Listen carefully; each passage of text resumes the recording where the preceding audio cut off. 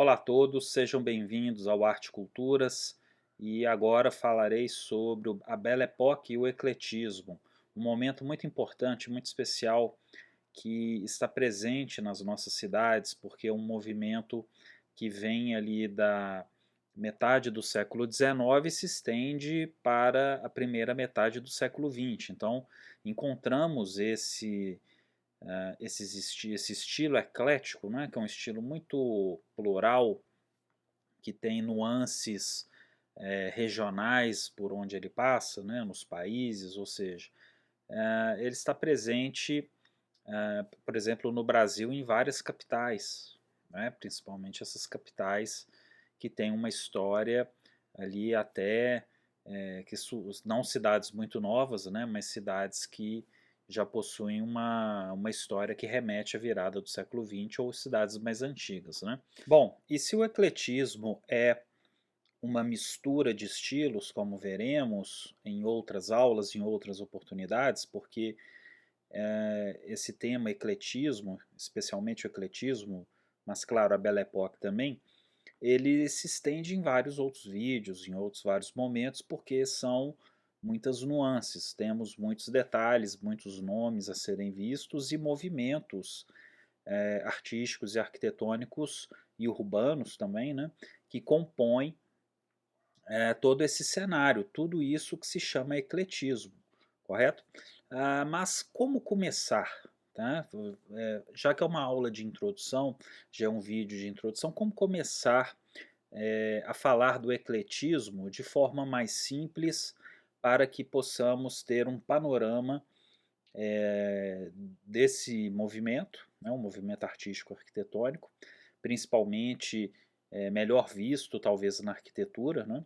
Mas em primeiro lugar eu gosto sempre de fazer uma lembrança, inclusive fazendo referência à aula que eu tenho sobre a Paris de Haussmann, que também é um panorama desse período, quando a grande reforma urbanística promovida por Napoleão III e pelo prefeito Jorge Eugênio Haussmann em Paris, fez com que aquela Paris medieval fosse demolida e se construísse uma nova cidade moderna com novos canais para água, novas ruas, bulevares, ou seja, essa Paris que conhecemos hoje, essa Paris tão famosa, tão mencionada como aí a Cidade Luz.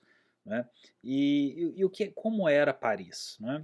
Paris era uma cidade labiríntica de ruas agitadas, com traçados medievais, que remonta aos tempos dos gauleses e romanos, quando ainda se chamava Lutécia. Então Paris ela tem essa história muito antiga, é uma história que vem lá dos povos nativos, os povos gauleses, né, toda aquela etnia celta. Então vamos recordar do Asterix e do Obelix, por exemplo, né, na história em quadrinho. E quando os romanos, com Júlio César, conquistam a Gália, e a Gália passa a fazer parte do Império Romano, a cidade passa a se chamar Lutécia e posteriormente irá se chamar Paris. Eu também, em outro momento, eu vou mostrar essa história de Paris com bastante imagem. E ela teve, então, quer dizer, durante todo esse desenvolvimento mediante na Antiguidade, na Idade Média, Paris se desenvolveu, se tornou uma das maiores cidades do mundo, um dos maiores centros culturais, inclusive, e ela teve o seu traçado completamente remodelado em meados do século XIX, ali por volta de 1850, né, durante o governo do Napoleão III. O famoso mercado parisiense, conhecido como Les Halles, remonta à Idade Média. Né? Então podemos ver aqui nessas imagens de Charles Marville a Paris medieval. Então é importante conhecermos, pesquisarmos esse fotógrafo, porque ele fez uma série de fotografias da Paris antiga. Não é?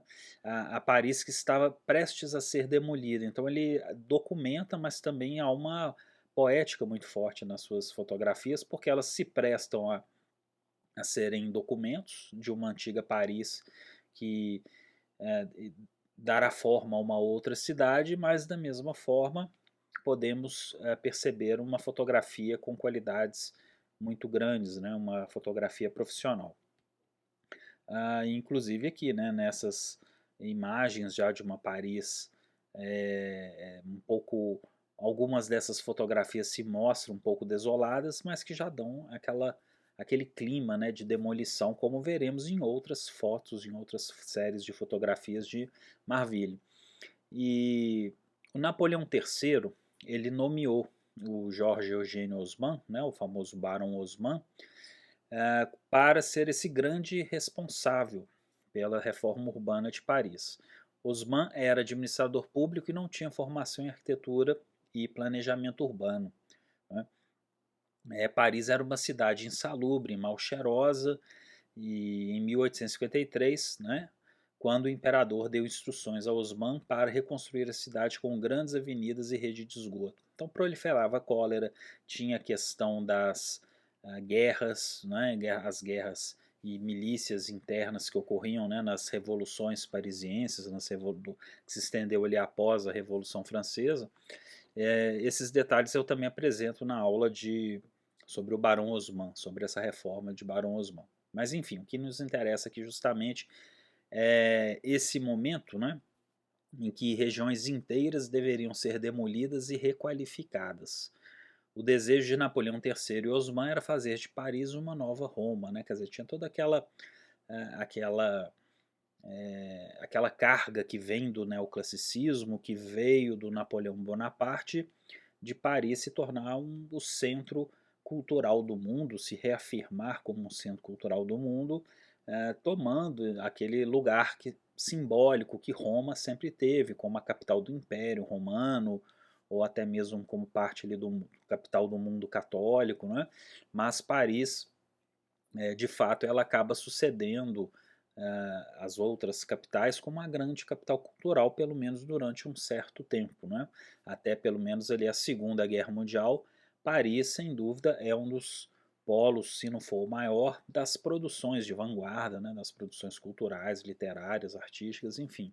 O antigo general governante que se fez imperador, Napoleão Bonaparte, tio de Napoleão III, havia iniciado a construção do Arco do Triunfo, depois da vitória em Austerlitz em 1805, que se mantém como um dos símbolos mais famosos da França, né? Então, por que o Arco do Triunfo?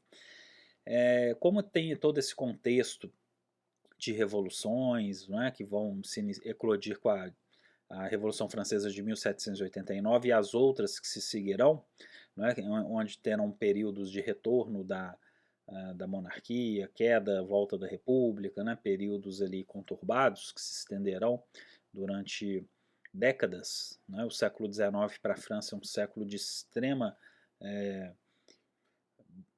fervor, né, nesse sentido revolucionário. O Arco do Triunfo ele se torna importante porque ele é visivelmente um desses marcos geográficos da cidade, um monumento onde é visível justamente a reforma do Barão Haussmann, né, as ruas, os bulevares que vão se espalhando por ele, né, que irradiam a partir dele numa forma de estrela, e tudo isso faz parte dessa nova visão urbana que irá influenciar inclusive várias cidades brasileiras, né?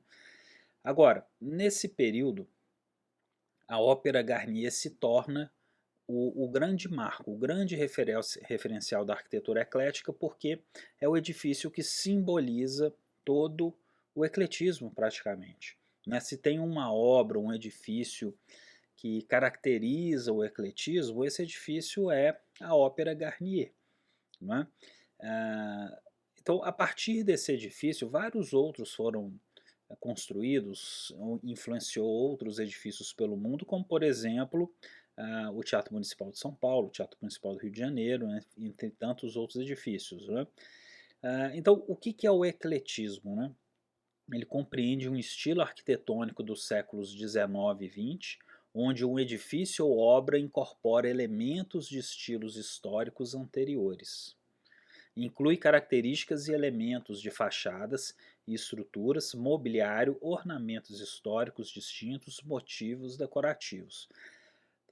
Essa nova Paris de Haussmann começa a receber edifícios modernos, e o edifício moderno da época, o contemporâneo da época, era justamente o ecletismo que estava, né, abrindo para o mundo, né, com os seus estilos revivals. Então vale lembrar uma coisa importante também.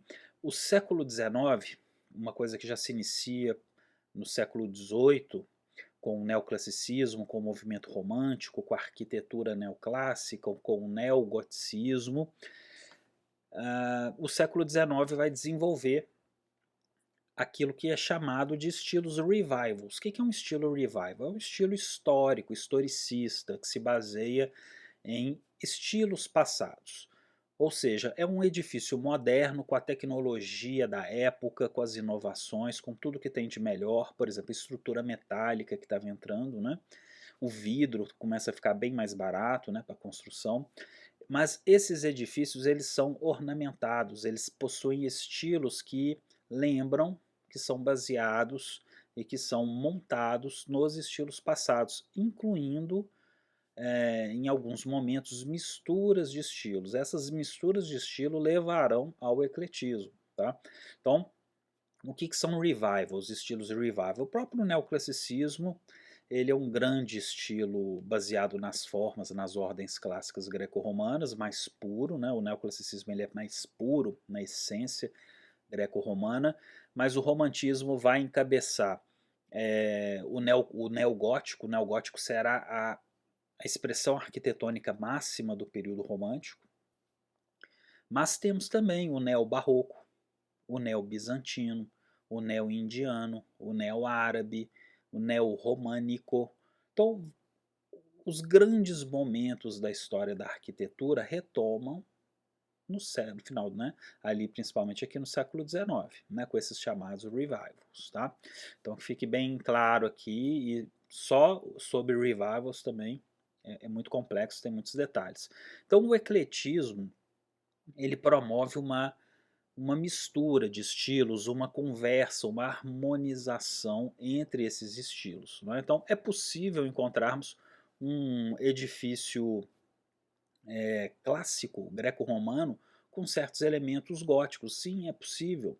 Né? O que seria intragável, o que seria improvável dentro do próprio neoclassicismo, porque isso seria uma contaminação completamente indesejada. Né? O próprio Renascimento ele fez essa divisão do gótico para o clássico. Né? Então, quer dizer, voltar com isso seria uma heresia, né? Seria uma catástrofe, né? Ou uma coisa de mau gosto. Mas dentro do ecletismo, o arquiteto ele tem, né, formado nas academias de belas artes, né, junto com as engenharias da época, o ecletismo, né, nas escolas parisienses que se destacam, o ecletismo ele irá contornar parte muito dessa situação harmonizando elementos, né?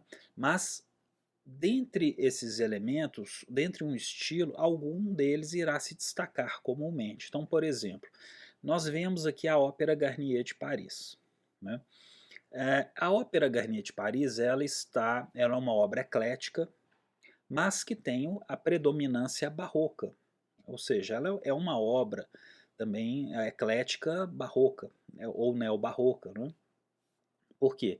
Porque ela possui uma mistura de elementos, principalmente os classicistas mais antigos, coisas que não se faziam no barroco, né? Porque ela é moderna, ela é contemporânea, né? Então são elementos que não se faziam no barroco, e o estilo predominante dela é justamente o barroco. Então nós dizemos que ele é um edifício eclético com a predominância neobarroca. Ou, por exemplo, um edifício eclético que tem uma predominância neogótica ou neoclássica. Né? Então, é isso que é importante reconhecermos. Quando estivermos diante de um edifício eclético, né, que tem aqui alguns detalhes da Ópera Garnier, né, fotografias aqui de 2019 que eu tirei, nós podemos perceber que os elementos clássicos estão dados ali. Né? Nós temos a ordem compósita, vamos ver a ordem coríntia, a ordem dórica, vamos ver esses elementos que já estamos acostumados dentro da linguagem clássica, o entablamento, né? mísulas, cornijas, dentículos, né?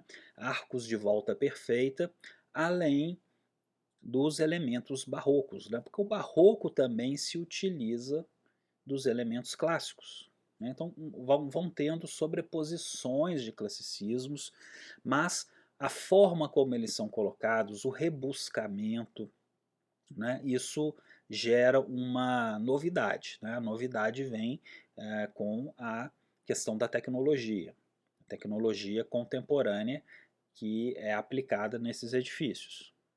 Portanto, o ecletismo está transitando entre elementos culturais tradicionais do Ocidente.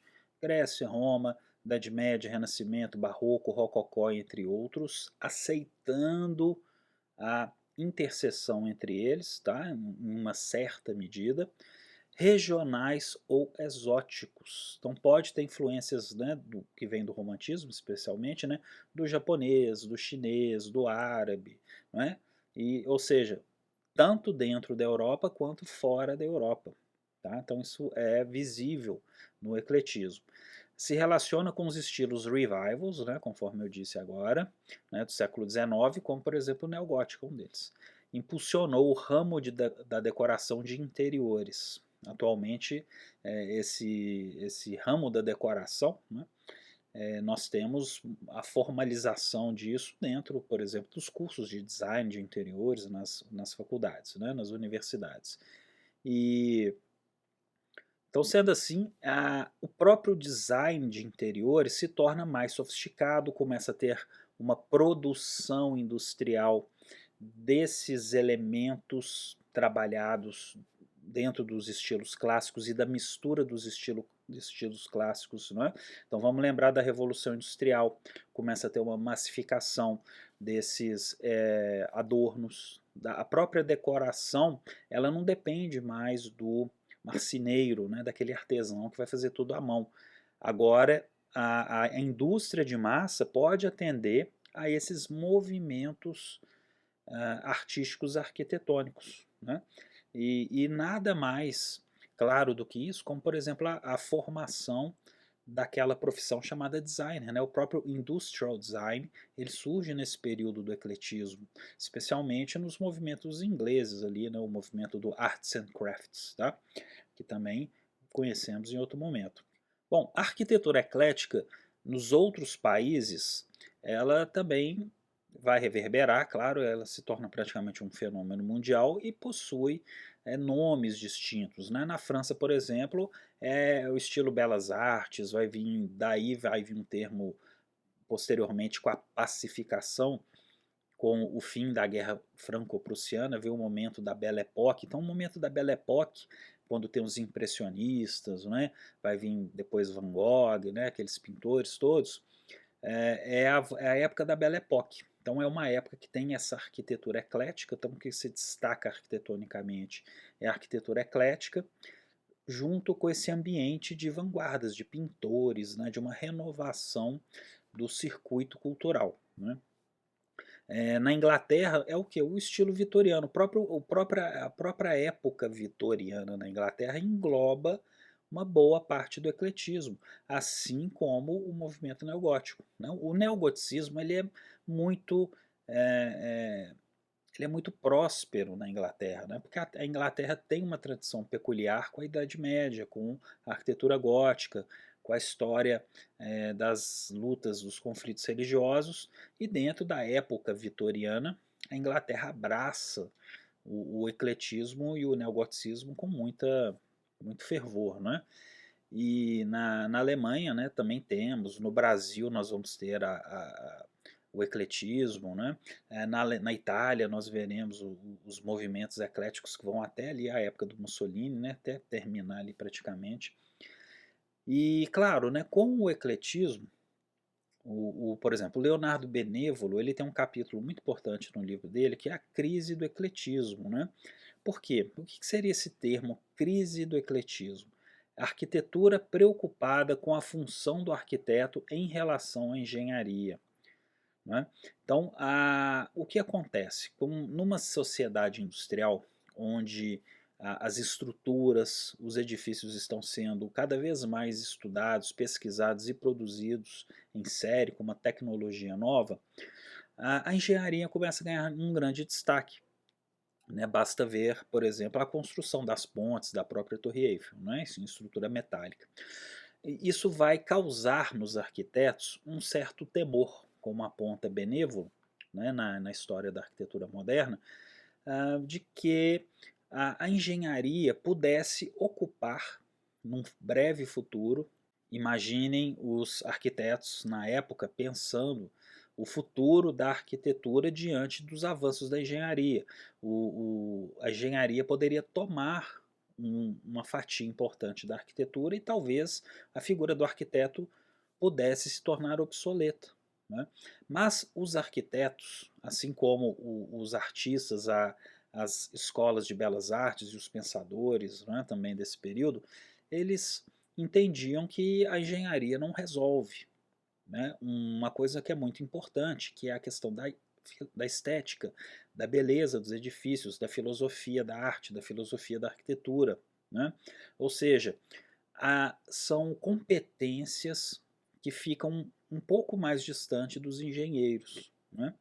E essas competências da filosofia da arte, da cultura, da história da arquitetura, está na mão dos artistas, dos arquitetos, dos arquitetos ligados às belas artes. Não é? Então, por isso que o ecletismo surge, né? Essa ornamentação, essa citação de um passado histórico, de um passado heróico, esse grande luxo, não é? Ou seja, o arquiteto, de certa forma, ele demonstra a erudição com o passado, né? A partir do passado, mostrando e colocando esses estilos e os misturando de forma harmônica, de forma a valorizar a própria profissão e que, assim como Arts and Crafts falava, assim como Arts and Crafts pregava, esse arquiteto, artista e artesão que vai produzir os seus desenhos para a indústria fazer, né? Quer dizer, esse artista, arquiteto, artesão, ele será a cabeça responsável por desenhar, né? Para que isso alimente então uma indústria em crescimento, uma indústria que estava nascendo. Né? Então, dessa forma, digamos, o bom gosto, a tradição, a boa arquitetura estaria salva de um completo nivelamento pela engenharia. Seria aproximadamente isso. Tá? As estruturas metálicas e o concreto armado, como eu disse, estão entrando a todo vapor. Né? O próprio concreto armado ele é uma estrutura, um tipo de tecnologia construtiva que se desenvolve aqui nessa época, 1850, né, 1840, 50, até chegar nos grandes arranha-céus que veremos nos Estados Unidos, junto com a estrutura metálica. Né? Bom, aqui no interior da Ópera Garnier podemos observar vários elementos, né? Elementos que já conhecemos, o arco de volta perfeita romano, aqui as ordens jônicas, né? Temos ali, aqui no caso, né, o frontão barroco, enfim, junto com uma ornamentação em estuque, em douramento, de extremo requinte, né, de extremo luxo, né? Ou seja, são construções caras, são construções opulentas para colocar a Paris como centro do mundo. Né? Quer dizer, quando um arquiteto, vamos falar um pouco do Brasil, um arquiteto se um arquiteto fosse buscar uma instrução no exterior, ele iria para Paris. Né? Paris era o centro, né, do mundo. Né? Hoje nós podemos ir para a França, podemos ir para os Estados Unidos, para a Alemanha, para a Inglaterra, para outros países, para Portugal, né? Mas Paris nesse momento era certamente a cultura, né, o país com maior influência, tanto que a segunda língua falada nas escolas, nos colégios no Brasil foi o francês, até não muito tempo, né, antes do inglês entrar. E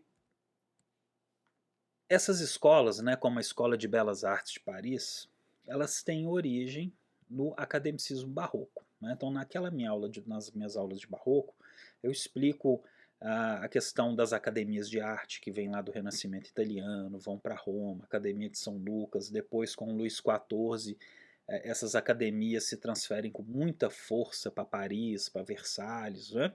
Enfim, então Paris irá formar um grande polo artístico, arquitetônico, que vai influenciar toda a história da arte, né? A história da arquitetura. E a Escola de Belas Artes ela é pioneira dentre as escolas de arquitetura profissionais e acadêmicas.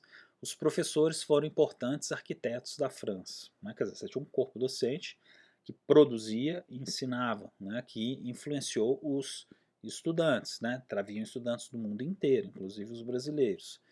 E a Escola Nacional Superior de Belas Artes está ainda em funcionamento em Paris.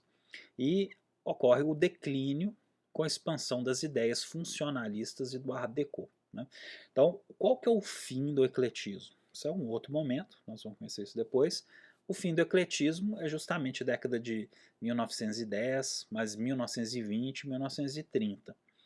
Tá? Então, até 1920, 30, temos obras ecléticas sendo feitas. Então, elas vão entrar em decadência, vão se tornar obsoletas, antiquadas, o ecletismo vai cair num certo mau gosto, né? Porque o que está surgindo na arquitetura? O funcionalismo, o Art Deco, né? São estilos e formas de se pensar a arquitetura e as artes de maneira bem diferente do ecletismo. Tá?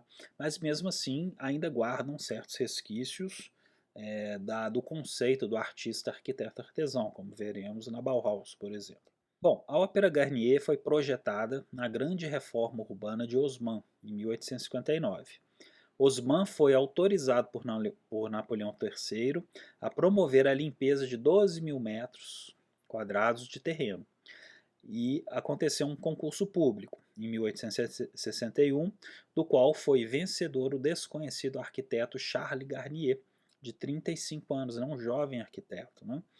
E o Garnier, então, foi o responsável por toda essa obra, né? Por todo esse projeto, que é um projeto suntuoso, um projeto luxuoso, que vai remeter ao Palácio de Versalhes. Então, Garnier está fazendo o quê? Uma ponte com a história da França, com a história de Paris, com a história de Versailles.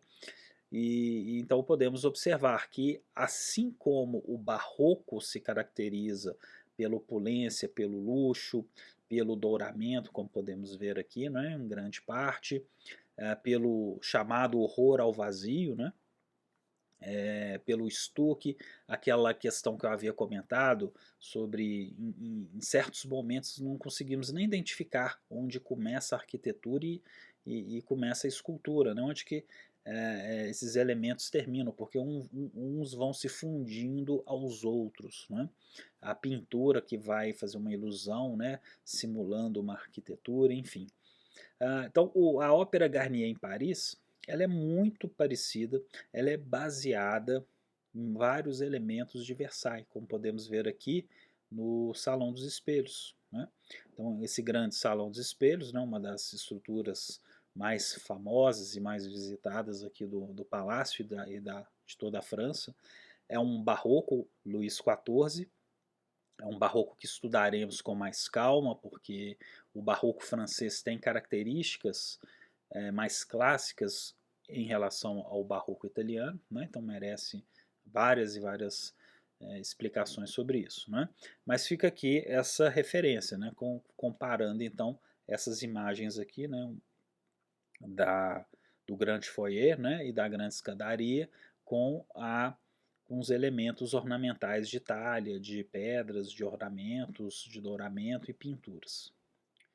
A obra foi interrompida por numerosos incidentes, incluindo a Guerra Franco-Prussiana, a queda do Império Francês e a Comuna de Paris. Né? Então, continuando aqueles contextos revolucionários que a França, especialmente Paris, sofria internamente. Né? Terreno pantanoso que implicou contínuos bombeamentos de água. Então, a Ópera Garnier foi construída sobre um terreno pantanoso, e isso é importante, porque dizia-se que existia um lago subterrâneo alimentado pelo rio Grange Batelier. a hipótese sabiamente explorada pelo célebre romance de Gaston Leroux, O Fantasma da Ópera. O rio corre um pouco mais longe, né, na verdade. Mas o Fantasma da Ópera se passa justamente nesse ambiente, né, que tem um rio subterrâneo, né, e então é daqui que parte a famosa obra. Né, acredito que todos conheçam um pouquinho aí do Fantasma da Ópera. E seus interiores também remetem às grandes óperas que vêm lá da Itália, do período barroco, que se estendem para a França especialmente. Né? E como não falar de ecletismo se não falar das exposições universais, que foram tão importantes? Nós vamos ter a Torre Eiffel como ícone máximo, com certeza, dessas exposições universais, no caso a exposição de 1889, quando a torre foi construída, mas também outros edifícios de referência da arquitetura do ferro, do vidro, como o Palácio de Cristal, na Inglaterra. A Torre Eiffel ela marca todo um momento porque as exposições universais eram grandes ambientes, eram magníficas construções em escala monumental que abrigavam galpões, lojas, galerias de exposição, né, exposição de máquinas, exposição de inventos, de produtos de todos os tipos, né, de commodities, obras de arte, enfim. E as estruturas metálicas também estavam conversando com esse ecletismo, porque mesmo sendo uma arquitetura de ferro e vidro, com também elementos já de concreto chegando, vemos a presença estilística nessas construções. Não é? Então é possível, pelas fotografias antigas, vermos, né, inclusive, que vários desses edifícios, então, ao olharmos, ao observarmos essas antigas fotografias, nós vamos observar estruturas que remetem às estruturas clássicas, estruturas góticas, estruturas de países do leste europeu, orientais, chinesas, japonesas, enfim. O ecletismo ele irá ter uma expressividade muito grande nessas exposições universais. Lembrando que todo esse entorno da Torre Eiffel foi já na época demolido, né, foi desmontado quando as exposições terminaram, e o que sobrou realmente de principal foi a Torre Eiffel. Né? Então, isso também tem aulas especiais sobre esse momento, né, em outra oportunidade. Essas exposições universais, rapidamente, aqui só para deixar um pouco mais claro, elas abrigavam, por exemplo, nesses galpões que vemos aqui, nessas grandes estruturas metálicas, máquinas. Né? Então, por exemplo, no Salão das Máquinas, e de que forma podemos ver o ecletismo, os estilos arquitetônicos aqui na estrutura metálica, no vidro, nas estruturas de concreto armado, que compunham essas exposições universais. Aqui, por exemplo, tenho duas fotografias emblemáticas que mostram com clareza essa mistura de estilos e as referências historicistas. Por exemplo, aqui podemos perceber uma cúpula em vidro que remete às cúpulas tradicionais das igrejas cristãs, especialmente aquelas igrejas bizantinas, as igrejas do Renascimento, do Barroco, que possuem esses pendentes, mas é uma cúpula contemporânea, uma cúpula de vidro.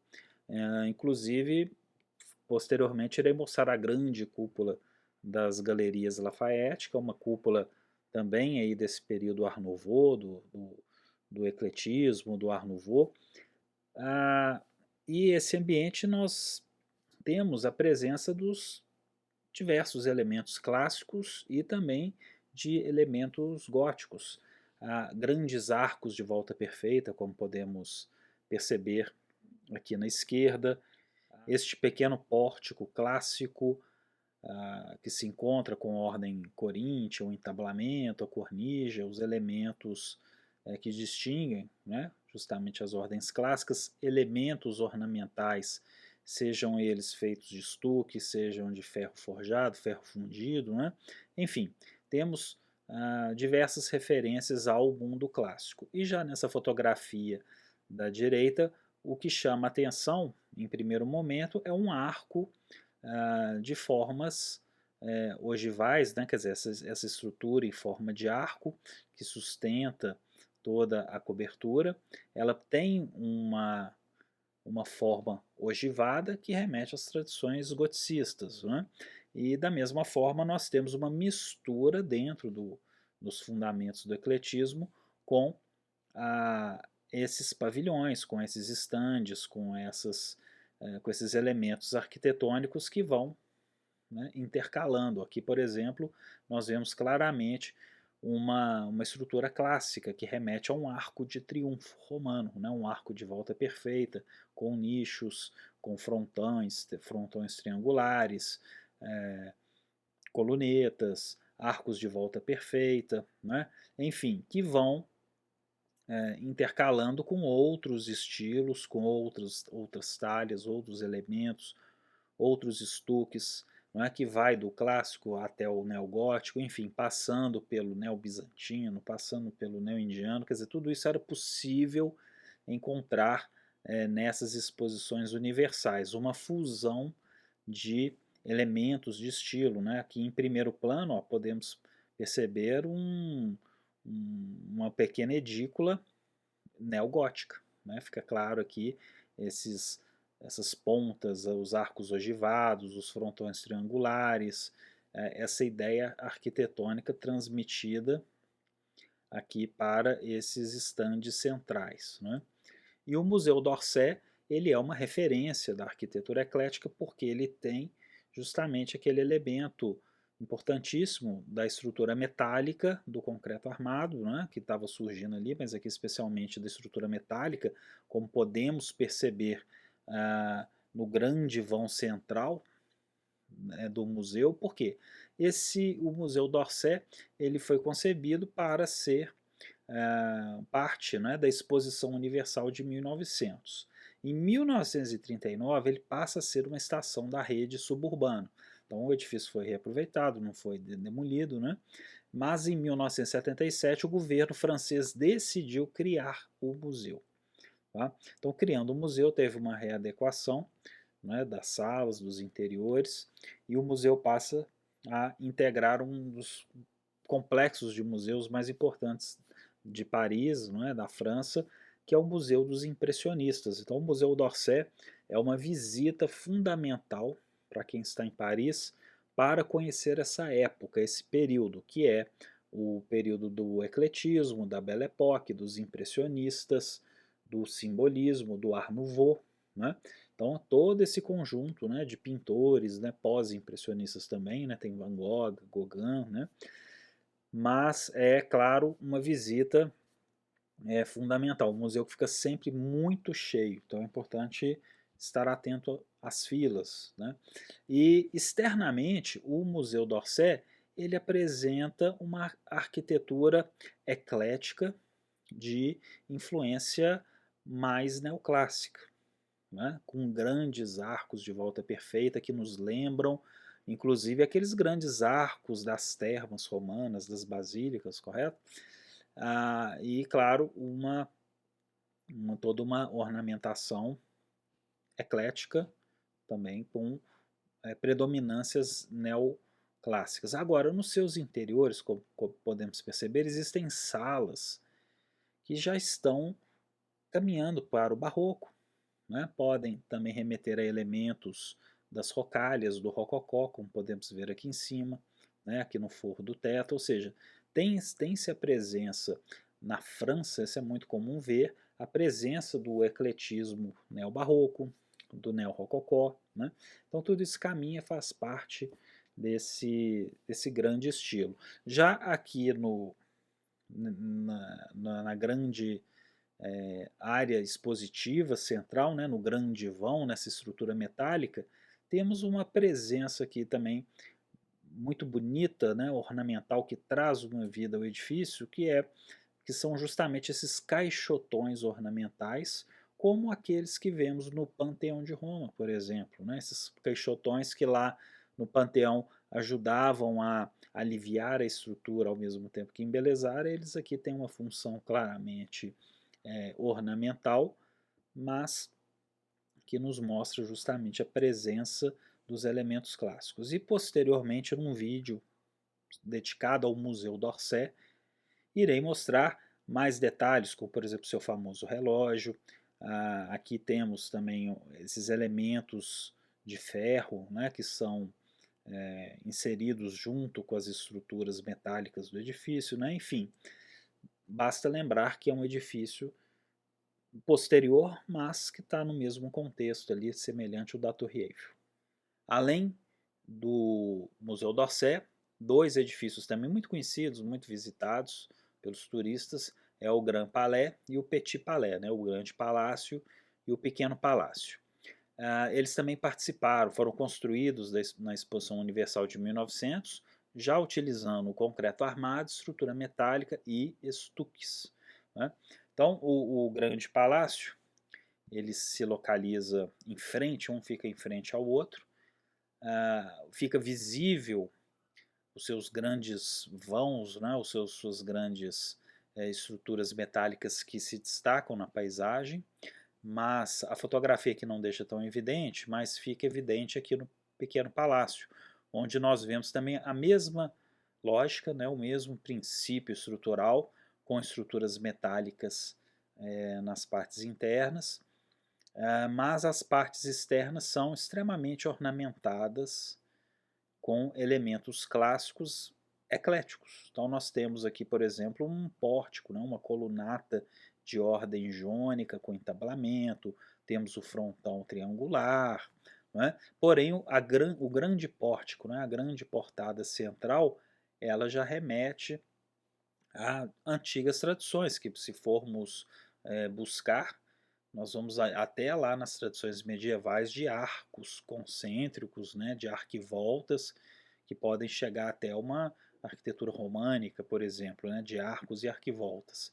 Mas, claro, que não se trata aqui de um românico, mas se trata de uma fusão de estilos, uma nova criação, com uma ornamentação estuque bem rica, né, bem exuberante, né, como podemos ver aqui. Né? Os próprios elementos que descem das fachadas, né? Os elementos de ferragem e os próprios equipamentos urbanos, como por exemplo os postes. Então isso fica muito claro em Paris, andando pelas ruas, e também em cidades brasileiras. Isso também não é difícil encontrar, as cidades que preservam mais os seus centros históricos, esses equipamentos urbanos aí, de iluminação. Sendo assim, podemos perceber a adoção, né, dos elementos, dos estilos clássicos. Vemos aqui na lanterna da cúpula a presença de figuras escultóricas ali, que se assemelham a cariátides, a própria lanterna e também os corchéus da balaustrada, né, os elementos que vamos encontrar, por exemplo, no Renascimento e no Barroco.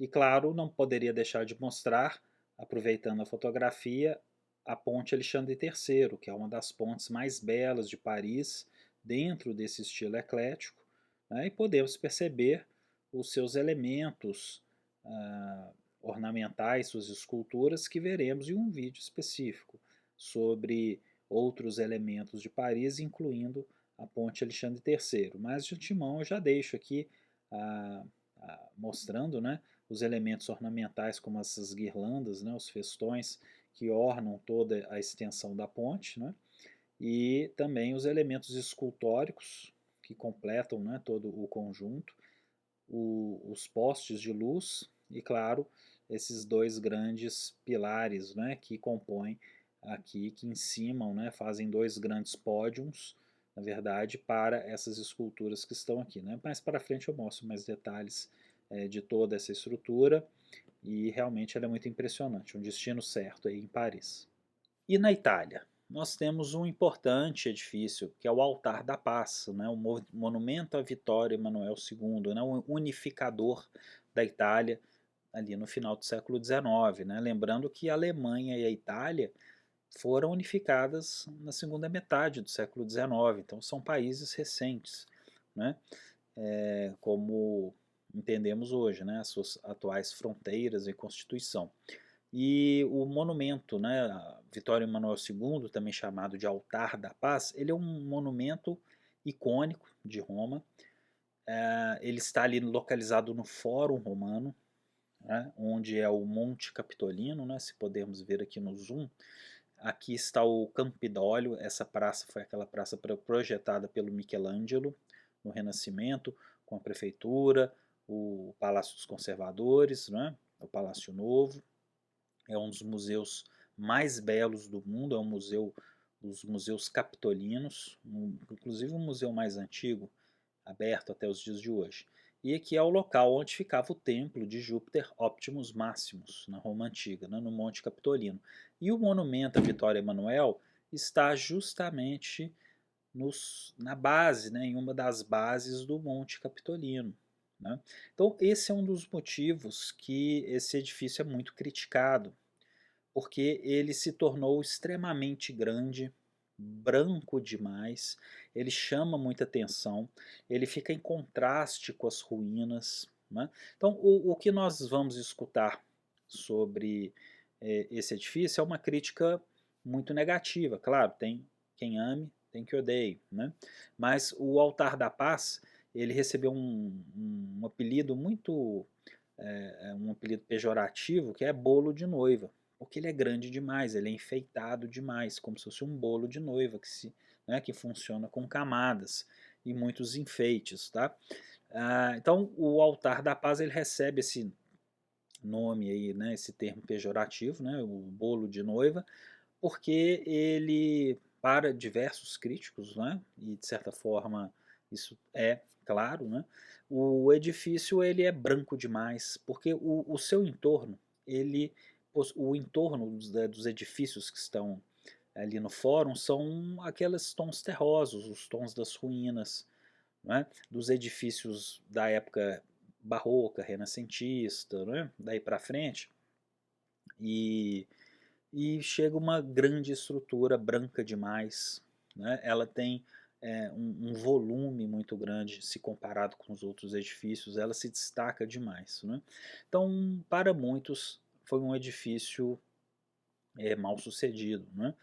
E ele também já foi, segundo muitos críticos, um edifício já fora de moda, né? Já démodé, porque ele foi terminado em torno de 1930, né? Ele teve sua construção assim num ecletismo já tardio, já na década de 1910.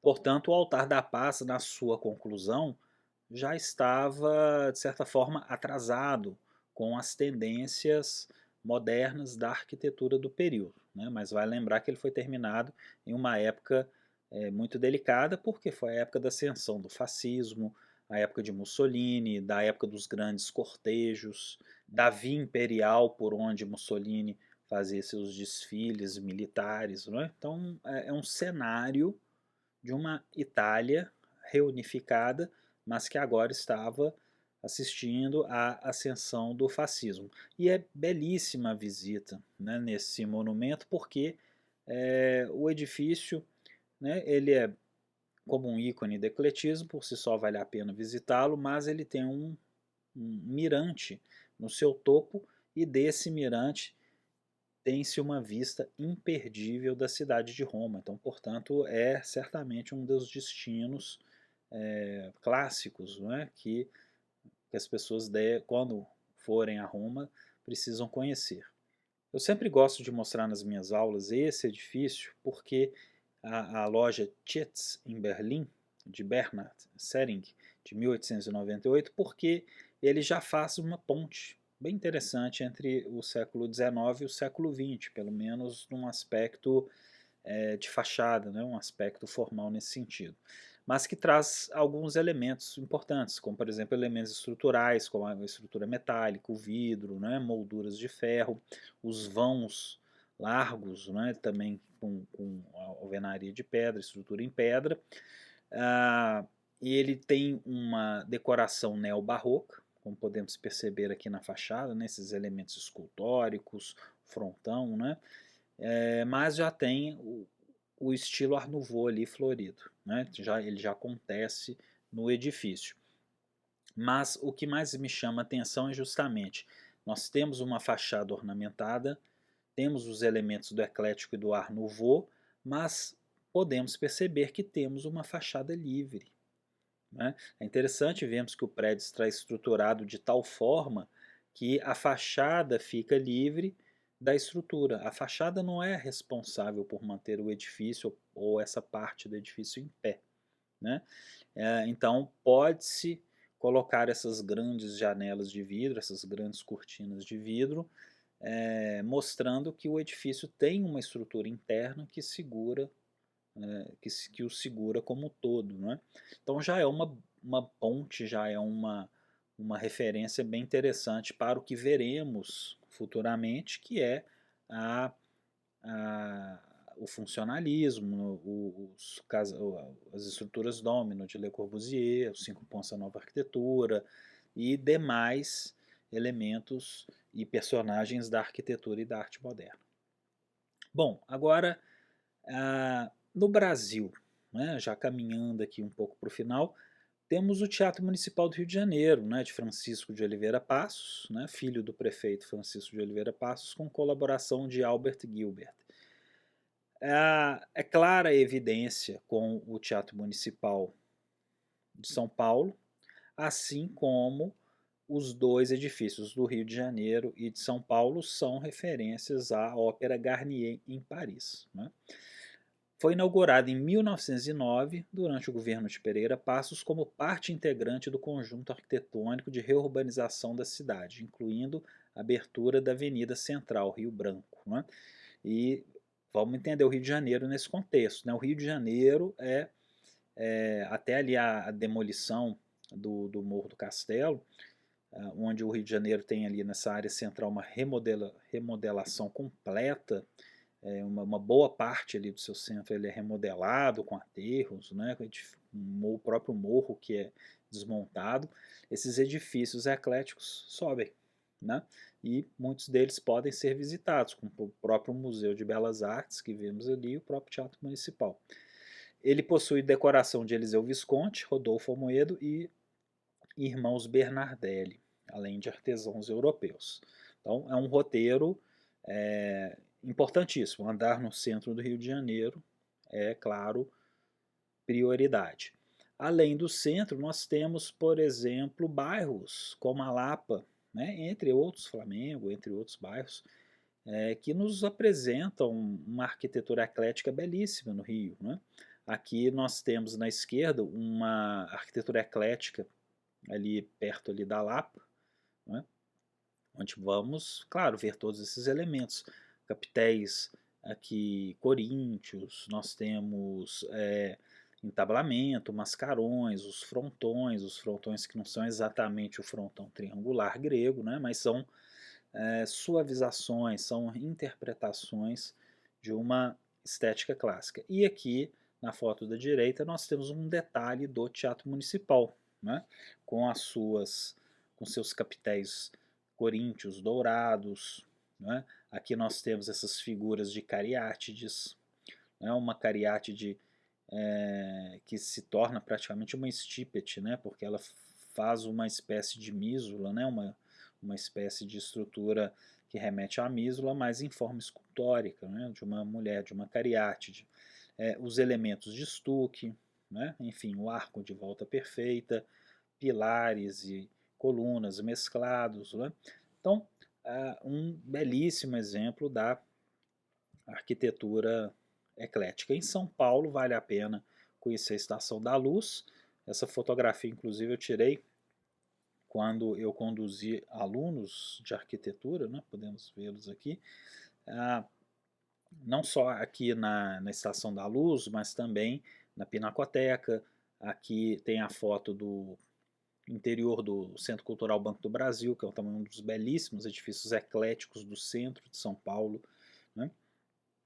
Então, isso é o quê? Uma forma de mostrar a todos que dentro das nossas cidades, com certeza, ou perto das nossas cidades, nós iremos encontrar uma belíssima arquitetura eclética, bem preservada ou mal preservada, né? Então vale a pena conferir.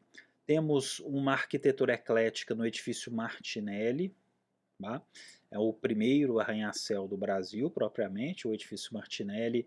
Ele, mesmo sendo um edifício com estruturas modernas, né, o concreto, tudo, mas ele é um edifício eclético, ele tem formas clássicas, elementos clássicos que nos lembram aqueles arranha-céus de Nova York antes do período do Art Deco, né? Antes do Empire State, do Chrysler, aqueles primeiros arranha-céus de Nova York que vêm lá da escola de Chicago e que avançam, né, até o Art Deco. Então nós temos esse período com esses belíssimos edifícios arranha-céus. E na Avenida Paulista, né, aqueles casarões que haviam na Paulista, sobraram poucos, mas esses casarões em estilo eclético. Aqui é o Palácio da Liberdade, em Belo Horizonte, que é um dos melhores exemplos da arquitetura eclética no Brasil, muito bem preservada, que faz parte de um grande circuito de edifícios históricos importantes em Belo Horizonte, da época da fundação de Belo Horizonte, final do século XIX, que é uma cidade planejada, fundada nas bases do urbanismo de Haussmann, né, como principal influência, que vimos no início da aula, por isso que é importante vermos, conhecermos a história de Baron Haussmann, e na vigência do ecletismo, na vigência da Belle Époque. Então, Belo Horizonte é uma cidade que nasce no ecletismo, na Belle Époque.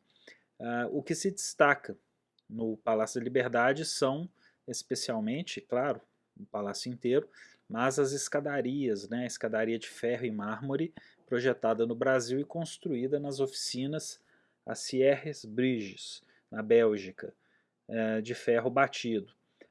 Essas escadas também existem outras aqui em Belo Horizonte, né, em outros edifícios parecidas com elas. E a parte externa do Palácio da Liberdade, como vemos aqui um detalhe aqui embaixo, ela nos mostra a característica principal do edifício, que ele é um edifício eclético com predominância neoclássica, mas os seus interiores possuem ambientes com outros estilos, com outras misturas, como por exemplo o barroco, e também temos ambientes rococó.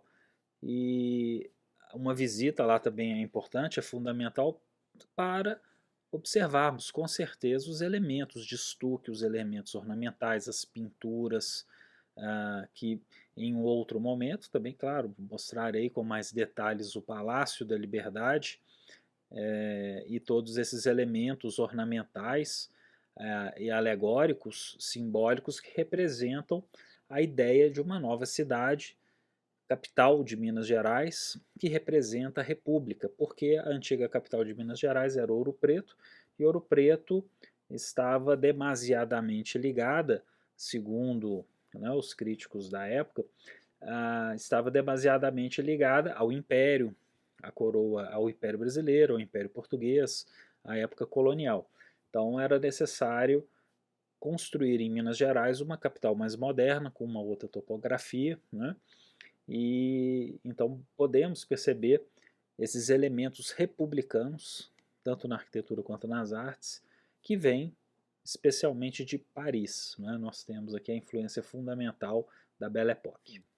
E para terminar, eu mostro como que o cinema também pode ser explorado. Podemos ver filmes e dentro dos filmes identificarmos esses estilos. Por exemplo, o Titanic, né, e sua decoração eclética, que ficou tão bem reapresentada, reencenada, reconstruída no filme de James Cameron, né? Então o Titanic ele era na sua primeira classe, com certeza, né? Provido dos melhores designers da época, né? Dos melhores arquitetos dentro desse grande leque, dentro desse grande panorama chamado de ecletismo. Bom, espero que vocês tenham gostado. Isso foi só um panorama de ecletismo, vários outros detalhes são apresentados em outros vídeos, em outros momentos, seja aqui no canal aberto, ou seja no meu curso exclusivo para assinantes do Arte e Culturas. Então eu fico por aqui e até a próxima.